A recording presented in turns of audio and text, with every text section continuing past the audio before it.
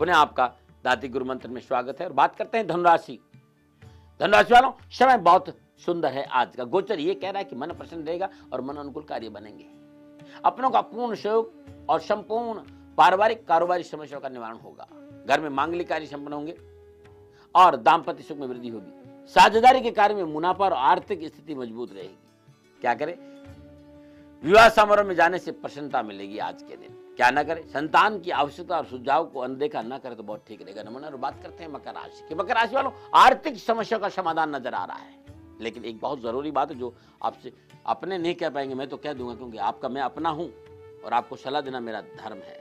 आपकी कार्यशैली से लोग आपसे भयभीत होते हैं। भाई, थोड़ा सा अपनी कार्यशैली में सौम्यता लाने का प्रयास करें।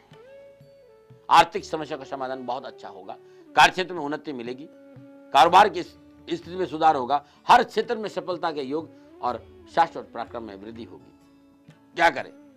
आज किसी भी प्रतियोगिता में आप हिस्सा लीजिए, आपके लिए बहुत अच्छा रहेगा। क्या ना करें? बाधाओं और अड़चनों से परेशान ना हो, सफलता आपका इंतजार कर रही है। बस खाली परिश्रम करिए। नमो नारायण। और बात करते हैं कुंभ राशि की। कुंभ राशि वालों, गोचर ये कह रहा है कि किए गए प्रयासों की मनोअनुकूल परिणाम प्राप्त होंगे और आप नौकरी में है तो बॉस आपसे बहुत खुश रहेगा। रोजगार के साधन उपलब्ध होंगे और बेरोजगार संबंधी समस्याओं का निवारण होगा। मानसिक तनाव दूर होगा। गृहस्थी में सरसता आएगी। शारीरिक परेशानी से छुटकारा मिलेगा और परिवार के लोग साथ खड़े नजर आएंगे। क्या करें? थोड़ा सा अपने आप को बैलेंस करें। क्या ना करें? अपनी अनावश्यक लालसा पर काबू करें। नमन। और बात करते हैं मीन राशि की। मीन राशि वालों, जिस तरह की गृह योग है, अपनों का सहयोग न मिल पाने का मन में असंतोष और अकेलापन महसूस होगा।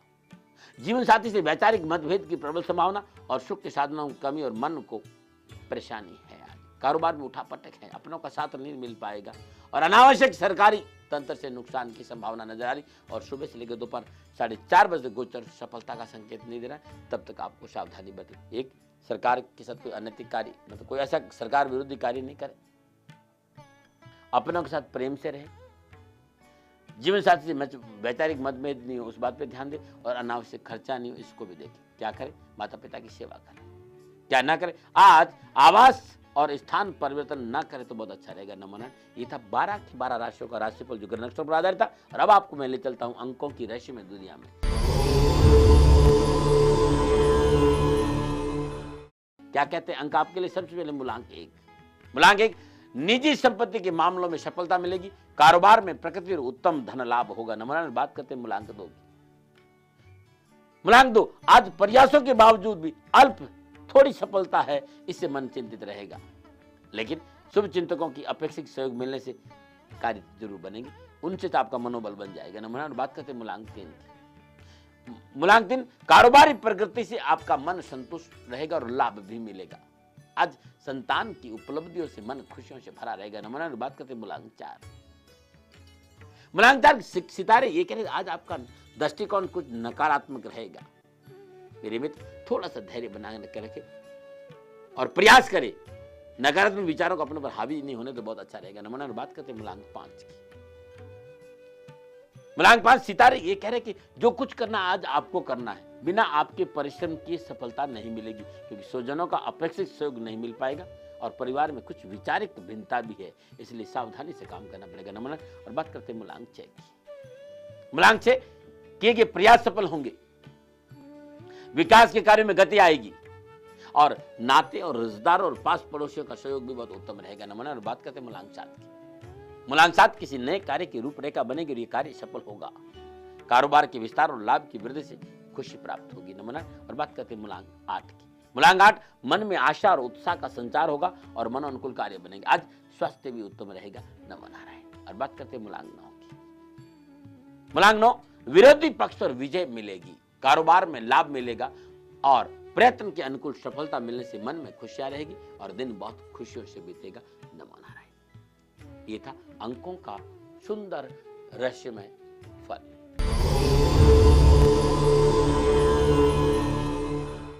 और अब आपको ले चलता हूं आज के उपाय में। यदि संपूर्ण प्रयासों के बावजूद भी संतान को सफलता नहीं मिल रही है, घर में हमेशा परेशानी रहती है, किसी ने कहा कि आपका सूर्य अनुकूल नहीं है, बार बार मुंह में थूक आ रहा है, अचानक पालतू जानवर आपके घर में बनने लगे, प्रयासों के बावजूद भी कार्य नहीं बने, ऐसी अवस्था में सूर्य की उपासना करिए। ओम घृणी सूर्याय आदित्याय नमः इस मंत्र का जाप करते हुए आप सूर्य को जल चढ़ाएं और गेहूं और तांबे की वस्तुएं गरीब को दान देंगे तो आपकी इस परेशानी का हल आपको मिल जाएगा। नमूना बात करते हैं आज के नुस्खे।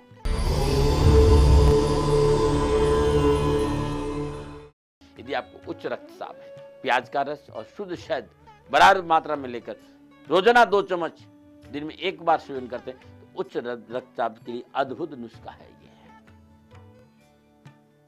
यदि आपका उच्च रक्तचाप है तो पैरों के तलवों और हथेलियों में मेहंदी का लेप समय समय पर करने से ब्लड सर्कुलेशन बहुत अच्छा रहेगा। ये छोटे छोटे मेरे नुस्खे हैं, छोटे छोटे मेरे उपाय हैं। ये सारे नुस्खे, सारे उपाय और टोटके और राशिफल www.shanidham.in पे मिल जाएगा। मैंने राशिफल पे चर्चा करी, अंकों का फलादेश किया, उपाय बताया, नुस्खे बताया। इसका कतई मतलब नहीं है कि जो मैं कह रहा हूं वो ठीक है। आपको सेकंड ओपिनियन के लिए मैं बार बार चेताता हूं कि मैं गलत हो सकता हूं और हर मनुष्य को सर्वे नहीं बनना चाहिए भाई। पूर्ण जानकार तो प्रजापिता ब्रह्मा है। और मैंने हमेशा आपसे कहा ना कि मेरा जीवन आपके लिए होता है, मैं जो अनुभव होता है वो बांटने आता हूं। और आप मेरे द्वारा लिखी किताबें लेना चाहते हैं, आप जन्म कुंडली बनाना चाहते हैं, आप चाहते हैं कि आप मैं जितने यंत्र या रुद्राक्ष के बारे में बताता हूं ये कैसे और कहां मिल सकते हैं, किस प्रकार मिल सकते हैं, क्योंकि मेरे पास इतनी ईमेल पढ़ता हूं तो मैं तो परेशान हो जाता हूं। इसलिए मैंने एक नंबर बताया आपको 9910692001 9910692001 एक ऐसा नंबर है जिस नंबर पे आप संपर्क करके संपूर्ण जन्म कुंडली, किताबें और यंत्रों के बारे में आप जानकारी हासिल कर सकते हैं। लेकिन ये नंबर पर आप कभी नहीं कहें कि दाती महाराज से बात करें। किसी भी फोन पर मैं व्यक्तिगत बात नहीं कर सकता हूं। यदि आप मेरे से मिलना चाहते हैं तो आप 26653600 दिल्ली का नंबर है। आप प्रहलाद जी से अपॉइंटमेंट लेकर शनिवार के दिन 12 से 2 के बीच में आप मेरे से मिल सकते हैं।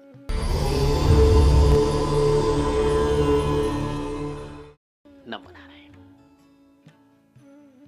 हमारे इस देश में संतों का गौरवमय इतिहास रहा है जो किसी से नहीं छुपा है। संत महात्मा अपनी आन बान, अपनी संस्कृति रक्षा के लिए अपना संपूर्ण जीवन निछावर किया है। संत किसी भी कार्य में पीछे नहीं रहते। एक जमाना था संत देश की रक्षा के लिए अपना सर्व निछावर किया था। नागाओं की अपनी सेना थी, अखाड़ों की अपनी सेना थी और राष्ट्र को स्वतंत्र करने के लिए उनका योगदान किसी से कम नहीं था। संत का काम है राजनीतिज्ञों को सद शिक्षा देना, वो सन्मार्ग पे चले, उन्हें समझाना, उन्हें समझ देना, नीति से, ज्ञान से, भक्ति से जिस रूप में राजनेता माने वो सारा गुण अपनाना संत है। और संत का काम है इस राष्ट्र की सेवा करते हुए राष्ट्र में सनातन संस्कृति को स्थापित करना। संत कोई मॉडल नहीं हो गए। मैं तो ये बात, और ये किसी को मेरी बात बुरी लगे तो मैं तो हाथ जोड़ के इस बात को कहता हूं कि संत कोई मॉडल नहीं है, कोई हीरो नहीं है। क्या आप मेरा कई बार लोग कहते दाती महाराज हमारी दुकान खुल ली है, आप जरा फीता काटिए। अरे संत महात्मा काटने का काम नहीं करते, जोड़ने का काम करते हैं। संत महात्मा फीता काटने के लिए नहीं है भाई, ये काम राजनेताओं का है और जिसका जो काम है वो उसी को शोभा देता है। हाँ, वो व्यक्ति जो इस और ये सनातन काल से चलता है कि जब जब शासक संत की शरण में रहा है वो राष्ट्र प्रगतिशील रहा है। लेकिन जब संत के भीतर में राजनीति आ जाती है तो राष्ट्र में प्रतिकूलता आ जाती है। संत महात्माओं को, मेरा विचार है, दावा नहीं है, मेरे विचार है, संत महात्माओं के पास अपना इतना खजाना है, वो काहे की क्यों राजनीति करेंगे भाई।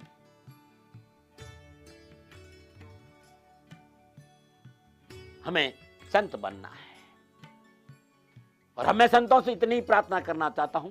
हमारा काम है जन जागरण, नैतिकता का पाठ पढ़ाना और सनातन संस्कृति को जीवित रखना, न कि हमारा काम है कि राजनीति करना। ये मेरा मेरा सुझाव है भाई। ये मैं जानता हूँ बहुत से लोगों को कहेंगे दाती महाराज क्या बोलते हो, लेकिन मैं सच बोले बिना रहता नहीं, क्योंकि मैं अब इस राष्ट्र के लिए जीता हूँ। मेरा राष्ट्र मेरा आधार, मेरी राष्ट्र मेरी साधना है, राष्ट्र मेरा संपूर्ण जीवन है। राजनीति का काम तो शासक ही करेगा, संत नहीं कर सकता। संत शासक को समझाएगा कि तू गलत है या सही है, और उस मामले में संत को पक्ष नहीं करना चाहिए, फिर वो कोई है। यदि कोई भी शासक गलत करता है तो संत को अपनी नजर, अपनी दृष्टि तिरछी रखते हुए बिना लोभ और लालच के उसको शिक्षा दे देनी चाहिए कि भाई तेरा पतन बहुत नजदीक है और रास्ता ठीक कर। संत का तो काम ही है। संत जब, और मैंने देखा जब जब राजनीति में धर्म आया है राष्ट्र में कलियां खिली है, लेकिन जब जब धर्म में राजनीति आई है राष्ट्र नुकसान की ओर गया है। फीते काटना, उद्घाटन करना, अरे भाई फिल्म स्टार भी तो करते हैं। विश्वास करिए, दुकानों को उद्घाटन करने जाते हैं, शोरूम शो करने जाते हैं, उन्हें पैसा मिलता है, वो कलाकार है और ये उसकी रोजी रोटी है।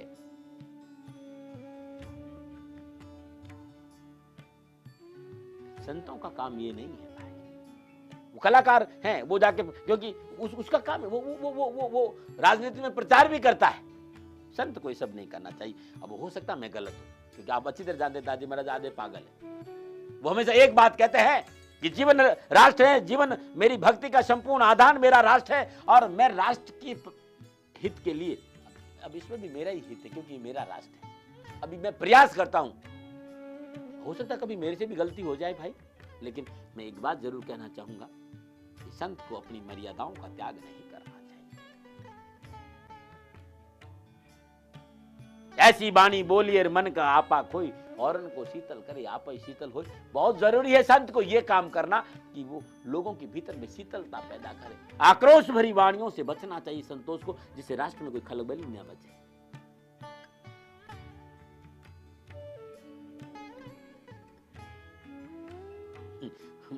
मैं तो आजकल ये भी देखने लग गया हूं, क्योंकि मैं तो कह देता हूं जैसे मॉडल पैसा लेके जाके फीता काटते, ऐसे संत महात्मा भी जाने लग गए। ये गलत बात है। संत महात्मा को इन चीज, अरे मत पड़िए माया। और एक बात ध्यान रखना, माया मां ठगनी में जाना। कबीर साहब ने कहा कि चेत कर बाबा बिलाई मार मटकी, ब्रह्मा को मारा, विष्णु को मारा, नारद को सड़क पर पटकी। और कहते कबीर साहब एक बार हमने पे झपटी, काशी से उठाए मगर माई पटकी। माया अति प्रबल है और मन बहुत खतरनाक, और मन मतंग माने नहीं जब लग दगा न खाए, और जैसे विधवा स्त्री गर्भ यहां पछताए। मन है, संत को मन के चंगुल से नहीं आना चाहिए। संत मान और सम्मान दोनों से परे है। क्या फर्क पड़ता है हमें जूता मारे, और क्या फर्क पड़ता है हमें हार पहनाए, हम तो इसको मानते भी नहीं है। तुम्हारे और मान सम्मान, तुम्हारे मान सम्मान के हम अधीन हो जाएंगे तो हम परमात्मा का भजन कब करेंगे भाई। इसलिए नहीं चाहिए तुम्हारा मान सम्मान। एक चीज चाहिए, इस राष्ट्र से प्रेम करो, अपनी गृहस्थी से प्रेम करो, अपने मां बापों का आदर करो, और अपने मन में सच विचार रखो, तुम्हारा कल्याण होगा। माफ कर दीजिएगा, क्योंकि मैं जब बोलता हूं तो मुझे लगता है कि मुझे बोल देना चाहिए। कहीं भी गलती हो क्षमा करना, और अंगुली घूम रही है कभी की, टाइम हो गया है। संपूर्ण प्रयासों के बावजूद भी, अद्भुत सुझाव बताने जा रहा हूं, संपूर्ण प्रयासों के बावजूद भी डॉक्टर को बीमारी समझ में नहीं आ रही, दवा काम नहीं कर रही है, तो आज के दिन 7 पत्ते सहदे के और पीपल की जड़ 7 बार उसार कर बहते पानी में प्रवाह कर दीजिए। आज के दिन 12 के 12 राशि के लिए उपाय अद्भुत रहेगा। या फिर आज के दिन 7 लौंग और 7 चुटकी सिंदूर मां दुर्गा के सिर चरणों में रख दीजिएगा।